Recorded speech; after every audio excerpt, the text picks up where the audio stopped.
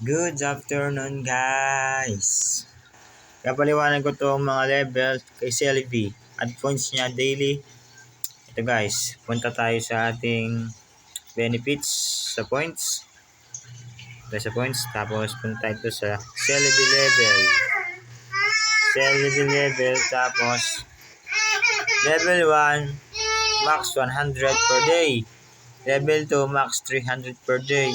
Level 3, 500 max a day. Pero guys, yan guys ha. Ito ang ating watch time itong araw na to. Ito sa taas, yung nakarang linggo to. Ito, nakarang linggo. 44 minutes. Balik tayo guys, balik.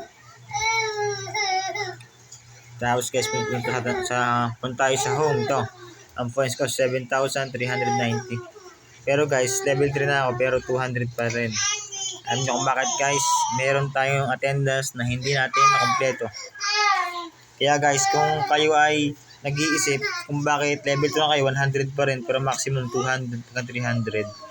Kasi guys, may mga attendance kayo at mga minutes video, 90 minutes video na hindi nakompleto. Kaya gawin nyo 2 weeks na sunod-sunod ng attendance na walang tigil na lahat ng points na bibigay sa'yo, ubusin nyo lahat. Pati 90 minutes view. Yung guys, ang share ko lang sa inyo para maabot nyo yung maximum na kunyari level 3 kayo 500, makukuha nyo 500 nyo per day basta 2 weeks nyo straight guys. Yun lang guys, thank you.